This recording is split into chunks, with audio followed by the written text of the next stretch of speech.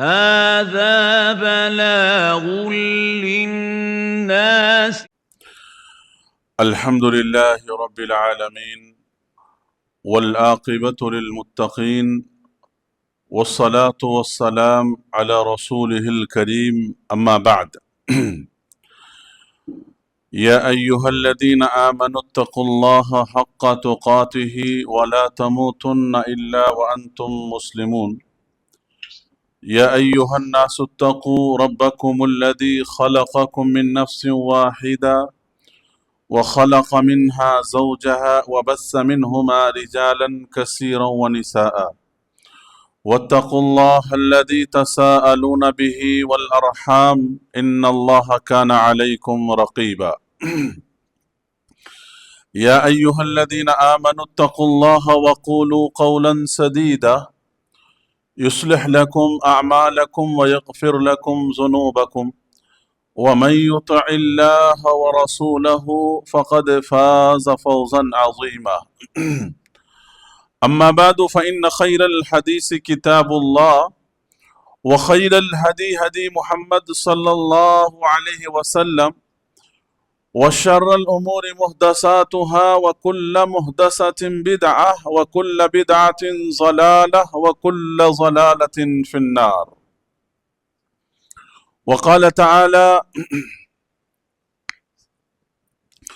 والآخرة خير وأبقى. محترم بزرگان دین، نوجوانان اسلام، ہر قسم کی حمد و ثنا اس اللہ وحدہ لا شریک کے لیے لائق اور زیبا ہے جو اکیلا اور تنہا ساری کائنات کا خالق ہے، مالک ہے۔ اس کے بعد تمام انبیاء کرام پر درود و سلام ہو، بالخصوص ہمارے اور آپ کے آخری نبی پر صلی اللہ علی نبینا محمد وآلہ واصحابہ اجمعین۔ حاضرین مجلس، ہماری جو یہ علمی مجلس، دعوتی مجلس اور تذکیری مجلس کا جو یہ سلسلہ چل رہا ہے الحمدللہ، جس میں ہر جمعرات کے دن ایک موضوع کے تحت ہمارے سامنے گفتگو کی جاتی ہے، جس سے ہماری زندگی میں اس کا کچھ بھلا، کچھ فائدہ ہم کو آپ کو ہو سکے، تو انہی کا ایک سلسلہ آج ہم حالات کے حساب سے آج جو موضوع آپ کے سامنے رکھنے کے لیے یا بات کرنے کے لیے بفضلہ تعالی میں کھڑا ہوا ہوں، وہ موضوع ہے کہ یہ جو عیسوی سال مکمل ہوتے ہیں، نئے سال، ایسے موقع پر ہماری شریعت ہم کو کیا کچھ تعلیمات دیتی ہے۔ ان چیزوں سے متعلق ہم کچھ باتیں سمجھنے کی کوشش کریں گے، اور ساتھ ہی ساتھ جس مہینے سے ہم گزر رہے ہیں، اسلامی مہینہ جو رجب کا مہینہ ہے، اس کے تعلق سے جو امت کے اندر خرافات پائے جاتے ہیں، بدعات پائے جاتے ہیں، ان چیزوں کی طرف بھی میں نشاندہی کرنے کی کوشش کروں گا۔ میرے بھائیو، سب سے بڑی بات یہ ہے کہ اللہ تبارک و تعالیٰ کا بڑا احسان ہے کہ اللہ نے ہم کو آپ کو ایمان کی نعمت سے اللہ نے ہم کو آپ کو نوازا ہے۔ ایمان کی دولت، یہ ایمان کی نعمت، یہ ہدایت، یہ اللہ کی بہت بڑی نعمت ہے۔ لہذا اس دنیا کے اندر جو مومن ہے، اس کی زندگی میں ایک مقصد ہے۔ مقصد یہ ہے کہ اللہ نے ہم کو اس دنیا میں جو پیدا کیا ہے، اللہ کی عبادت کے لیے پیدا کیا ہے، اور اللہ تبارک و تعالیٰ نے ہم کو اس دنیا کے اندر ایک عظیم مقصد، جو عظیم ذمہ داری جو اللہ رب العالمین نے ہم کو دے رکھی ہے، وہ یہ ہے کہ ہم اپنی آخرت کی تیاری کریں، کیونکہ یہ دنیا جو ہے دار العمل ہے، دار الجزا نہیں ہے بلکہ دار العمل ہے، اور دار العمل کے اندر وہی انسان کامیاب ہو سکتا ہے جو اس دنیا کو سمجھے کہ یہ عارضی دنیا ہے، یہ زندگی عارضی ہے۔ یہاں دنیا کے اندر جو بھی گردش ہو رہے ہیں، روٹیشن ہو رہے ہیں، یہ سال، مہینے، دن، ایام جو آ رہے ہیں، یہ ایک وقتی ہے، یہ سب فنا ہونے ہیں، سب کو ختم ہونے ہیں، اور سب فنا ہو کر ختم ہو کر کے اللہ تبارک و تعالیٰ نے جو ایک دن فیصلے کا دن رکھا ہے، بدلے کا دن رکھا ہے، جنت و جہنم کا جس دن فیصلہ ہوگا اس دن کو آنی ہے۔ یہ ہمارا اور آپ کا ایمان ہے۔ تو یہ مقصد ایک مومن کے پاس ہوتا ہے. مومن کی سوچ، مومن کی فراست، مومن کی نگاہ بہت دور تک دیکھتی ہے. مومن کی نظر، مومن کی سوچ ایک محدود یا دنیا کی چمک دمک پر صرف نہیں ہوتی ہے. دوسری طرف وہ لوگ ہیں جو اللہ پر ایمان نہیں رکھتے، آخرت پر ایمان نہیں رکھتے، دنیا ان کی سب کچھ ہے، دنیا کی زندگی ہی کو ہر کچھ سمجھتے ہیں وہ.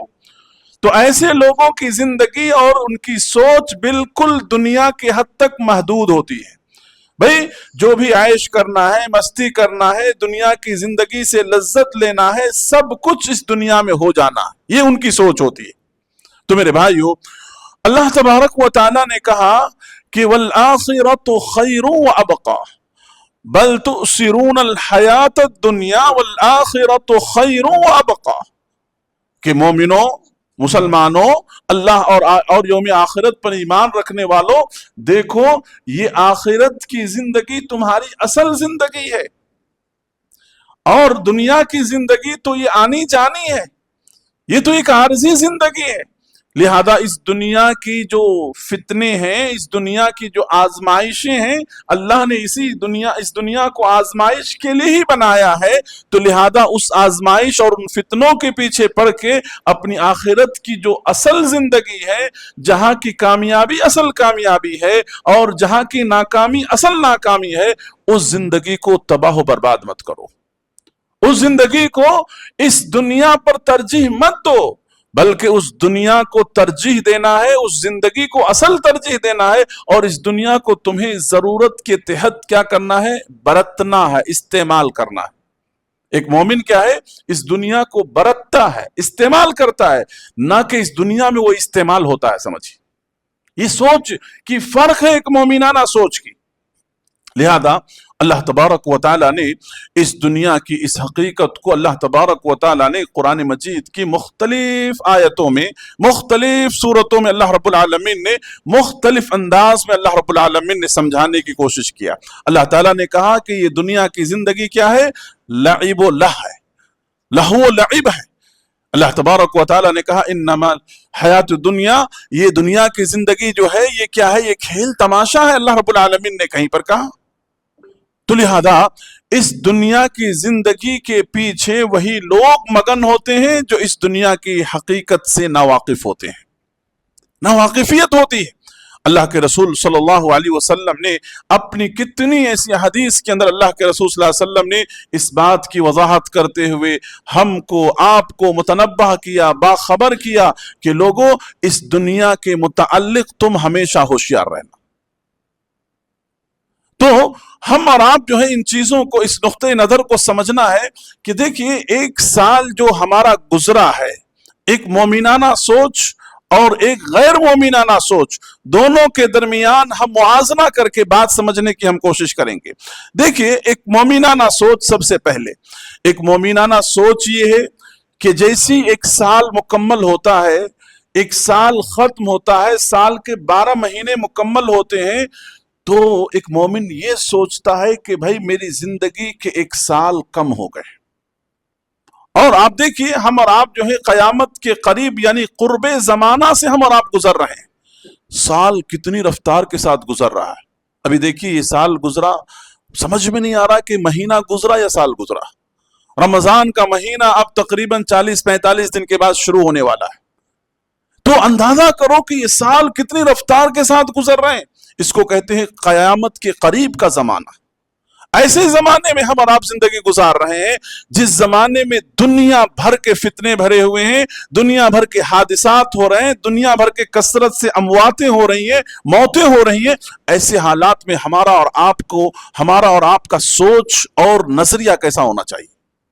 تو ایک مومن کی سوچ، سب سے پہلی سوچ یہ ہوتی ہے کہ ایسے وقت اور ایسے حالات میں پوری طرح سے وہ چوکنا ہو جاتا ہے، پوری طرح سے وہ ہوشیار ہو جاتا ہے، پوری طرح سے اپنے آپ کو ایکٹیو کر لیتا ہے اس لحاظ سے کہ دیکھو میری زندگی کے 1 سال کم ہو گئے. اب معلوم نہیں کہ آنے والے دن میں ہماری زندگی کے اور کتنے دن باقی ہیں، کتنے مہینے باقی ہیں، کتنے سال باقی ہیں. ہم میں سے کسی کو نہیں معلوم ہے، کسی کو نہیں معلوم ہے، کیونکہ ہم अपनी मौत से करीब हो गए, आप अपनी मौत से करीब हो गए, हम अपनी कब्र से करीब हो गए, आप अपनी कब्र से करीब हो गए, हश्र और नशर से करीब हो गए। अब हमें इस बात का अंदाजा करना है कि हमने इस जिंदगी में जो 1 साल अल्लाह ने हमारे पास दिया था अमानत के तौर पर, इस अमानत के अंदर हमने दीन की कहां तक हिफाजत की है, ईमान की कहां तक हमने हिफाजत की है, इबादत की हमने कहां तक हिफाजत की है, हमारे ऊपर जो जिम्मेदारी है उस जिम्मेदारी में हमने कहां तक हक अदा किया है, चाहे बीवी बच्चों की जिम्मेदारी हो, ओहदे मनसब की जिम्मेदारी हो या दूसरी चीजों की जिम्मेदारी हो, किस हद तक हमने उसमें हक अदा किया है, कहां तक हमने हक अदा किया, कहां तक हमने रिश्तेदारों के हुकूक अदा किए हैं, कहां तक हमने जिन लोगों का हम जिन लोगों से जुड़े हुए हैं उन लोगों के दरमियान अपनी जबान का हमने कहां तक सही इस्तेमाल किया है, किन लोगों के ऊपर हमने जुल्म किया, कितने लोगों के हमने हुकूक मारे हैं। एक मोमिन जो है इन तमाम पहलू को सोचने की कोशिश करता है।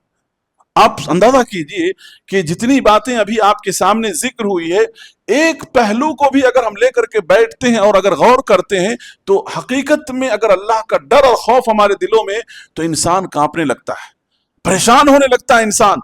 हमने ये सारी कोताहियां की हैं, हमने इबादत के अंदर ये कोताही की है, हुकूक में कोताही की है, दूसरों का हक मारा है।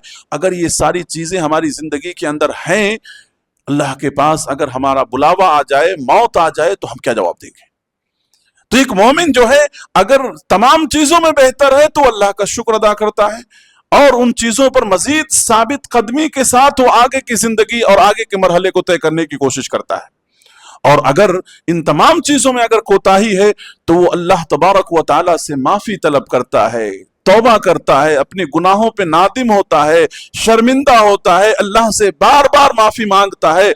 लिहाजा हम में हर इंसान जो है खताकार है, गुनहगार है, हर शख्स से गुनाह के काम, कोताही के काम होते हैं। अल्लाह के रसूल सल्लल्लाहु अलैहि वसल्लम ने बयान फरमाया, कुल्लु बनी आदम खत्ताउन, कि आदम का हर औलाद क्या है? खताकार है, लेकिन उसमें सबसे बेहतरीन वो है जो अपने आप का मुहासबा करता है, अपने आप का जायजा लेता है और अपने मुहासबे में अपने आप की इस्लाह करते हुए रो देता है, आंखों से आंसू बहा देता है। अल्लाह के रसूल सल्लल्लाहु अलैहि वसल्लम ने कहा कि आईनान आईनान ला तमस्सुहुमुन नार, एक इंसान अपने आप का मुहासबा करते हुए, अपने आप का जायजा लेते हुए, अपने गुनाहों को याद करके अगर वो रो देता है, आंखों से आंसू निकल पड़ते हैं उसके, तो अल्लाह के रसूल सल्लल्लाहु अलैहि वसल्लम ने कितनी बड़ी खुशखबरी सुनाई।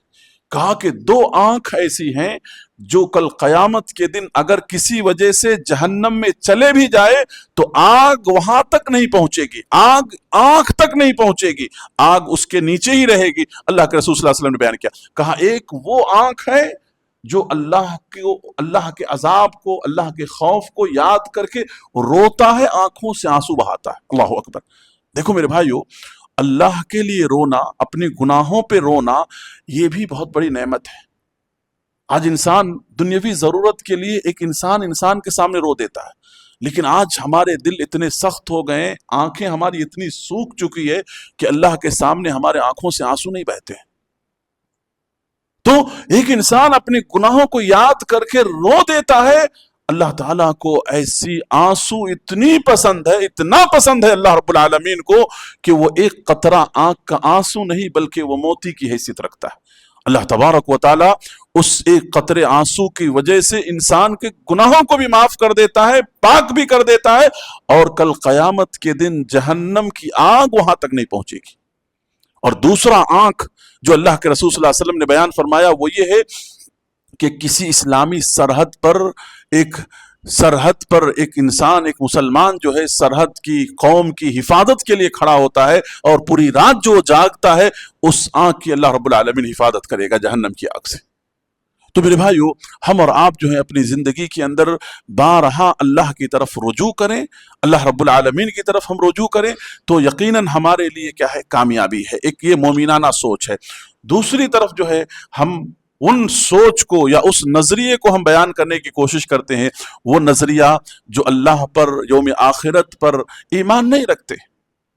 ऐसे लोग जो हैं दुनिया की रंगीनियों में रंग करके हर तरह की बुराइयों को करना, بے حیائیوں کو کرنا، کھلے عام فحش کو عام کرنا، یہ تمام چیزیں ان کے لیے کیا ہے؟ بالکل کامن ہے، عام ہے۔ آپ نے دیکھا سوشل میڈیا کے ذریعے سے، آپ نے سنا سوشل میڈیا کے ذریعے سے کہ جیسے ہی عیسوی سال کے 12 بجتے ہیں، مکمل ہوتے ہیں، دسمبر کی آخری رات، جنوری کی پہلی رات جو شروع ہوئی، کس طرح سے سمجھیے کہ یہ آتش بازیاں ہوتی ہے، شراب کباب ہوتے ہیں، اور مختلف قسم کے فتنے فسادات ہوتے ہیں۔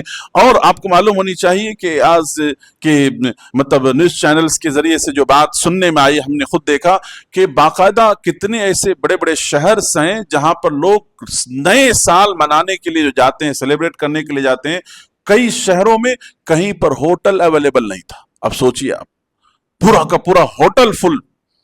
تو یہ چیز جو ہے، ایک تو غیر جن کا اللہ پر ایمان نہیں ہے ان کے لیے تو کوئی بڑی بات نہیں، لیکن اس کے اندر آج ہماری مسلم نوجوانوں کی ایک بڑی تعداد جو ہے ملوث ہے، جو یہود و نصارہ کی تہذیب سے، کلچر سے متاثر ہو کر کے وہ ان تمام چیزوں کو کرنا اپنے لیے فخر سمجھتے ہیں۔ آپ میرے بھائیوں، ہم اور آپ جو ہیں اپنی مسجدوں میں بیٹھ کر کے ممبر و محراب سے ہم توحید اور شرک کے بارے میں تو بڑی بڑی باتیں کرتے ہیں۔ میرے بھائیوں، میرے اس جملے پہ آپ غور کیجئے گا، میں افسوس کے ساتھ یہ بات کہتا ہوں، لیکن ہماری قوم کی مسلم وہ بچے، وہ بچیاں، وہ فیملیز کے مطلب اولاد یا بچے جو کرسچن مشنریوں کے اندر پڑھتے ہیں، معلوم ہے آپ کو 10 دن باقاعدہ کرسچن کی جو کرسمس کی جو تیاریاں ہو رہی تھی، تقریبات ہو رہے تھے، پروگرامز ہو رہے تھے، ہماری قوم کے ہزاروں بچے اس کے اندر شریک ہو رہے ہیں۔ آپ کو معلوم ہے کہ یہ پروگرامز جو ہوتے ہیں بدعقیدگی پر ہوتا ہے، اور اس کا عقیدہ اور یہ فیسٹیول کا جو بنیاد ہے وہ کیا ہے؟ عیسیٰ علیہ السلام کو ابن اللہ، اللہ کا بیٹا مانا جاتا ہے، والعیاذ باللہ۔ یہ کتنی بڑی یعنی شرک اور کتنی بڑی خرابی ہے جو ان کے ذہنوں کے اندر بیٹھ کر کے یہ تمام کی تمام چیزیں معمولی اور ہلکی چیزوں میں لیا جا رہا ہے۔ یہ کتنا بڑا خطرناک چیز ہے۔ یہ آپ کو دیکھنے کی یہ سینکڑوں چیزیں آپ کو یہ معاشرے کے اندر آپ کو نظر آئیں گے، اور آپ باقاعدہ ان کے فیسٹیول میں مسلمانوں کی ایک بڑی تعداد کو آپ دیکھتے، اور ان تمام چیزوں کو نارمل اور ایک معمولی سمجھ رہے ہیں تمام چیزوں کو۔ یہ نوجوان نسل آنے والی کس رخ پر جا رہی ہے؟ یہ آنے والی جو وقت ہے، اس وقت میں ان کے ساتھ کیا معاملہ ہونے والا ہے؟ ابھی سے اگر ہم اور آپ جو ہیں، اللہ نے جو موقع دیا ہے کتاب و سنت کی باتوں کو پہنچانے، کم سے کم کوشش کرنے کی، جو ہماری اور آپ کی جو اللہ نے طاقت اور قوت دیا ہے، اس حد تک تو ہم کو اور آپ کو کرنا ہی ہے یہ کام۔ تو میرے بھائیو، یہ غافل قومیں جو ہیں باقاعدہ طور پر دنیاوی اعتبار سے ان گناہوں کی رات یا گناہوں کے ان تمام کاموں میں ملوث ہو کر سمجھتے ہیں کہ ہم نے دنیا کی تمام سکون اور اطمینان کو ہم نے حاصل کر لیا۔ میں یہ نہیں کہتا کہ ہماری قوم کے تمام ایسے ہیں، تمام ہی نوجوان ایسے ہیں، ایسی بات بھی نہیں ہے میرے بھائیو، بلکہ بہت سارے مخلوط اور کو ایجوکیشن کے ماحول میں بھی الحمدللہ اپنی دین اور کتاب و سنت پہ عمل کرنے والے بڑے پابند لوگ ہمیں نظر آتے ہیں۔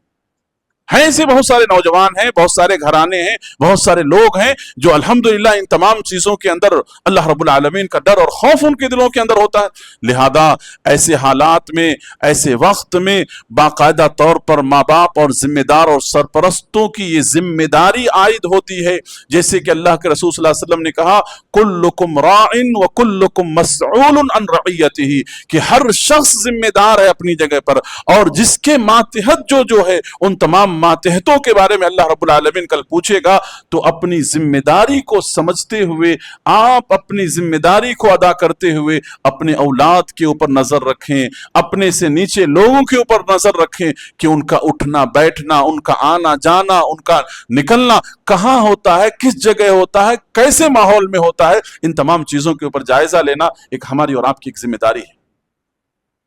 میرے بھائیو، آپ غور کرو اس عیسوی نئے سال کے اختتام پر، یہ اللہ رب العالمین کا جو سسٹم ہے، یہ کائنات کا جو سسٹم ہے جو چل رہا ہے، آپ دیکھو جیسا تھا ویسے ہی ہے۔ ہاں، انسانوں کی یاد رکھنے کے لیے اللہ نے یہ سال اور مہینے بنائے، ورنہ کیا 2026 آنے سے ایک ہندسے کا، ایک ٹیکسٹ کا سمجھیے وہاں پر چینجز آیا ہے؟ واقعی کائنات تو ویسی ہے، وہی سورج ہے، وہی چاند ہے، وہی ستارے ہیں، وہی دن ہے، وہی رات ہیں۔ کیا بدلا ہے؟ بدلا کچھ نہیں ہے، بدلنا انسان کو ہے، بدلنا ہمارے اندر کی زندگی کو ہے، بدلاؤ ہماری زندگی کے اندر لانا ہے۔ جو کہ کمی اور کوتاہی آپ کے سامنے بیان کی گئی ہے، ورنہ اس کائنات کے اندر جو نظام اور سسٹم چل رہا تھا ویسے ہی چل رہا ہے، اس کے اندر کوئی تبدیلی نہیں آیا۔ کیا سورج کی روشنی میں کم ہو گئی؟ کیا سورج نے دن کے جو 12 گھنٹے تھے اس کے اندر کمی پیدا کر دیا؟ نہیں، سورج چاند کا جو نظام تھا بالکل اسی ٹائم پر اسی کو فالو کر رہے ہیں۔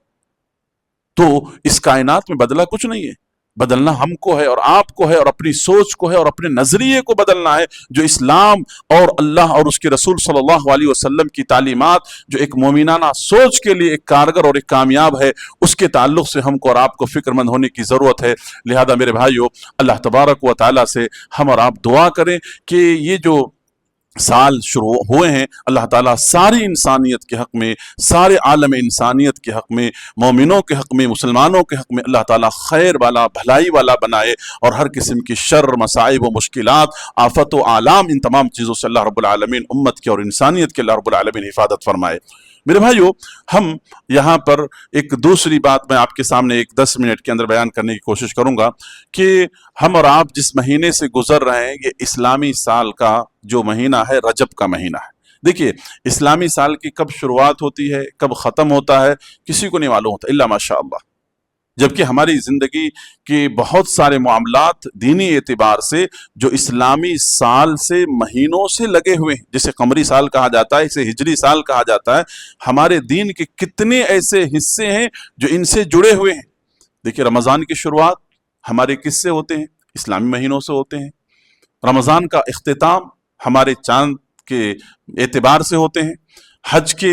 حج کا جو نظام ہے وہ کس سے ہوتے ہیں؟ اسی سے ہوتے ہیں۔ ہمارے نمازوں کا سلسلہ دیکھیے، فجر کی نماز کا وقت، ظہر کی نماز کا وقت، مغرب کی نماز کا، یہ نمازوں کا جو ہمارا وقت ہے، سسٹم ہے، ان تمام چیزوں کا قمری چیزوں سے تعلق ہے۔ مغرب کے بعد جیسے اسلامی دن بدل جاتے ہیں، آپ کو معلوم ہونی چاہیے۔ اسی طرح سے رضاعت کا جو مسئلہ ہے، عورتیں جو دودھ پلاتی ہیں، اس کا جو حساب و کتاب ہے، یہ قمری مہینوں کے اعتبار سے کیا جاتا ہے باقاعدہ طور پر۔ یہ ساری چیزیں ہیں جن چیزوں کا ہم کو علم نہیں ہے۔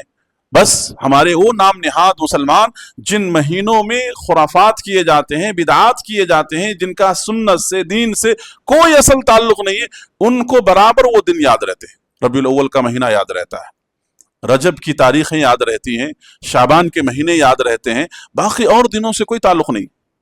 تو لہذا یہ جو رجب کا مہینہ ہے، یہ کوئی اس کی خاص فضیلت احادیث کے اندر عمل کے اعتبار سے نہیں بیان کیا گیا۔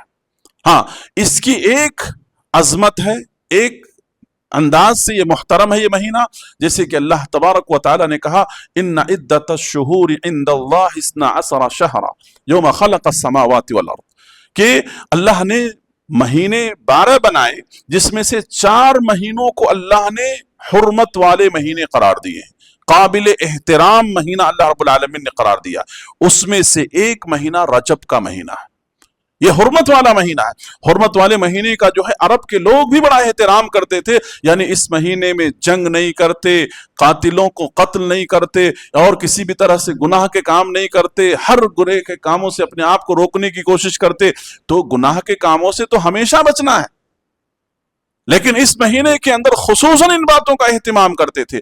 اللہ کے رسول صلی اللہ علیہ وسلم سے کوئی خاص عمل اس مہینے کے اندر، اللہ کے رسول صلی اللہ علیہ وسلم سے کسی صحیح حدیث سے کوئی عمل ثابت نہیں۔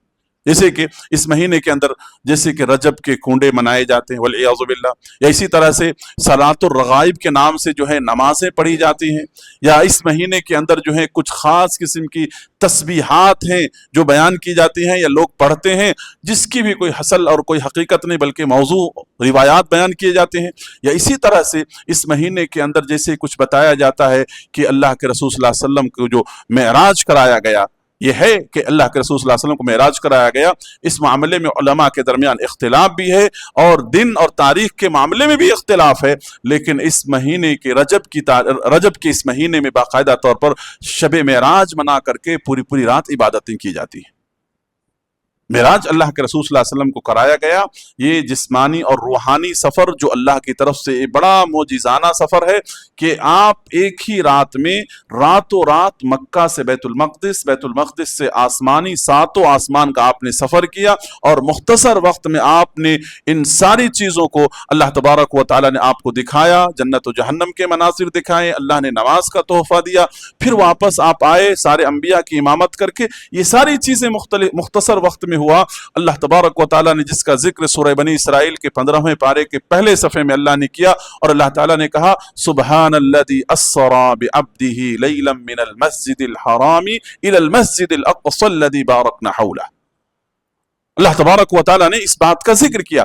لہذا ہم ان چیزوں کو یا ان باتوں کو جس کے اندر اللہ نے بڑی نشانیاں اور عبرتیں رکھی ہیں اللہ رب العالمین نے، ان چیزوں کو ہم کو غور و فکر کرنے کی ہم کو دعوت فکر دی جا رہی ہے. لیکن اس کے علاوہ جو ہے عمل کے اعتبار سے کوئی ایسا عمل نہیں ہے جس کو کر کے بندہ اللہ کو راضی کر لے. اور جو عمل انسان کرتا ہے اس سارے عمل کے پیچھے مقصد کیا ہوتا ہے کہ اللہ راضی ہو جائے، اللہ راضی ہو جائے. اور وہی عمل کرنے سے اللہ راضی ہوگا جس عمل کے تعلق سے ثبوت کتاب و سنت کے اندر موجود ہو، جس عمل کو کہ محمد صلی اللہ علیہ وسلم نے کیا ہو، آپ صلی اللہ علیہ وسلم کی موجودگی میں صحابہ نے کیا ہو. ان سارے اعمال کو ہی کرنے سے اللہ راضی ہوتا ہے. اور جو عمل کہ اللہ کے رسول صلی اللہ علیہ وسلم نے نہ کیا اور دین کو مکمل ہونے کے بعد وہ چیزیں اگر آئی ہے تو وہ دین کا حصہ نہیں ہو سکتا ہے. اللہ تبارک و تعالیٰ نے اعلان کر دیا سورۃ المائدہ کے اندر. اللہ تعالیٰ نے حجۃ الوداع کے موقع پر اللہ نے اس آیت کو نازل کیا. کیا آیت؟ اليوم اکملت لکم دینکم واتممت علیکم نعمتی ورضیت لکم الاسلام دینا. دین مکمل ہو گیا آج کے دن. اس کے بعد دین کے اندر رتی برابر کوئی چیز نہ تو اضافہ کیا جائے گا اور نہ تو کوئی چیز کمی کی جائے گی. کوئی طرح کی کمی اور بیشی نہیں ہوگی. یہاں تک کہ نبی کو بھی اس بات کا اختیار نہیں تھا کہ وہ دین میں اپنی منمانی طور پر دین کے اندر کسی بات کا اضافہ کر دے. جو بات بھی اللہ کے رسول نے کہا وہ ساری کی ساری اللہ کی نگرانی میں، آپ کی وحی کی نگرانی میں، آسمان سے آنے والی وحی کی روشنی میں آپ نے بات کہی دین کے حوالے سے. اس لیے اللہ تبارک و تعالیٰ نے سورۃ النجم کے اندر کیا کہا کہ آپ جو کچھ بھی کہتے ہیں، آپ جو کچھ بھی بیان کرتے ہیں، یہ ساری کی ساری چیزیں میری طرف سے وحی کی ہوئی چیز ہے. اور اللہ تعالیٰ نے تو وعید بیان کرتے ہوئے قرآن مجید کے اندر سورہ حاقہ کے اندر اللہ رب العالمین نے کہا وَلَوْ تَقَوَّلَ عَلَيْنَا بَعْضَ الْأَقَاوِيلِ لَأَخَذْنَا مِنْهُ بِالْوَطِينِ. اگر یہ نبی بھی میرے دین میں، میرے کتاب میں اگر اپنی طرف سے کوئی بات کا اضافہ کر دیتے تو ہم ان کی شہرت کو کاٹ دیتے. اللہ اکبر. اللہ رب العالمین کہہ رہے ہیں. میرے بھائیو، آج ہمارے سماج اور معاشرے کے اندر ہمیشہ بار بار اس بات کی طرف یاد دہانی دلائی جاتی ہے کہ بہت سارے نادان قسم کے لوگ جو مسلمان اپنے آپ کو کہلانے والے، کلمہ پڑھنے والے، یعنی بدعات و خرافات میں اس قدر ڈوبے ہوئے، جس کی تعلق سے کتنی وعیدیں سنائی گئی. حدیث کے اندر اللہ کے رسول صلی اللہ علیہ وسلم نے کہا کہ من احدث فی امرنا ھذا ما لیس منہ فہو رد، کہ جو کوئی نئی چیز دین کے اندر، دین کے نام پر اگر کوئی کرتا ہے، کوئی بات میری طرف منسوب کرتا ہے تو ایسے انسان مردود ہے. ایسا انسان، یا آپ نے کہا فَلْيَتَبَوَّعَ مَقْعَدَهُ مِنَ النَّارِ، ایسا انسان اپنا ٹھکانہ جہنم کے اندر بنا لے. اللہ کے رسول صلی اللہ علیہ وسلم نے مختلف احادیث کے اندر بیان کیا، اور آپ ہر خطبے کے اندر سنتے ہیں کہ ہر نئی چیز بدعت ہے، ہر بدعت گمراہی ہے، ہر گمراہی ضلالت ہے، ہمیشہ آپ سنتے ہیں علماء کی زبانی یہ بات. تو لہذا ہماری زندگیوں کے اندر بھی غور و فکر ہونا چاہیے کہ بھئی ہمارا عمل ان تمام چیزوں سے پاک صاف ہے کہ نہیں.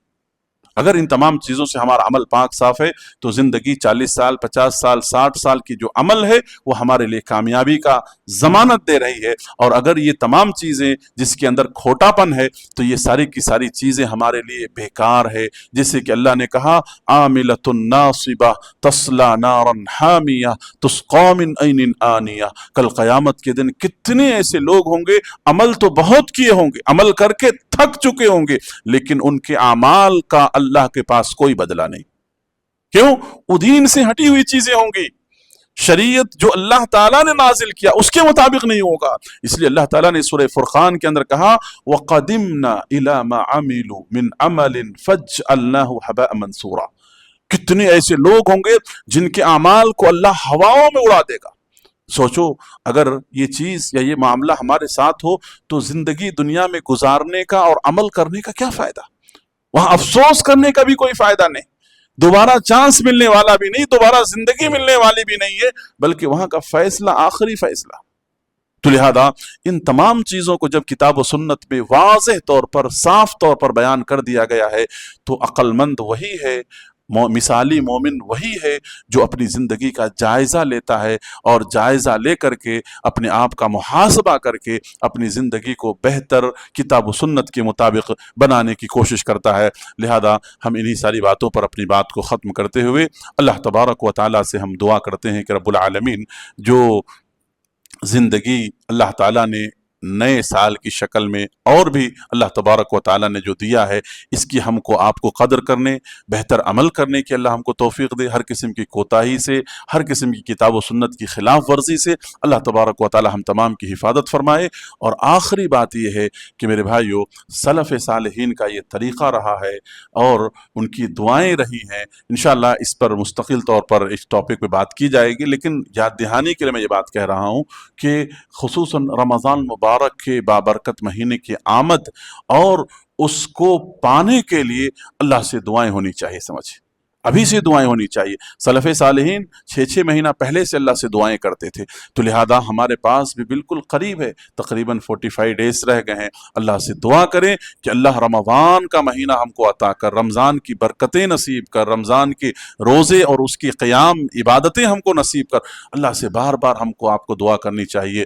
کتنے ایسے لوگ ہیں جو آپ دیکھیں گے اس سے پہلے تھے، آج وہ ہمارے درمیان نہیں ہیں، اور معلوم نہیں کہ رمضان شروع ہونے تک ہم میں سے کون اس وقت تک زندہ رہے گا نہیں رہے گا، یہ بھی نہیں معلوم ہے ہمیں۔ تو لہذا اللہ سے بار بار یہ مطالبہ کرنا، دعا کرنا کہ ایمان اور یقین کے ساتھ اس مہینے کو اللہ تو نصیب فرما۔ تو رمضان المبارک کے تعلق سے دعا کریں، اللہ سے ہماری بھی دعا ہے کہ اللہ تعالی ہم تمام کو رمضان کی سعادتیں، برکتیں اور مغفرت، ساری کی ساری چیزیں اللہ تعالی ہم تمام کو نصیب فرما، اور ہر طرح کی ان کاموں کو اللہ انجام دینے کی توفیق دے جس سے اللہ راضی ہوتا ہو، اللہ خوش ہوتا ہو، اور ہم اور آپ جنت کے مستحق ہوتے ہوں، اور ہر اس کام سے اللہ ہم تمام کی حفاظت فرما جس سے اللہ ناراض ہوتا ہے اور انسان جہنم کا مستحق بنتا ہے۔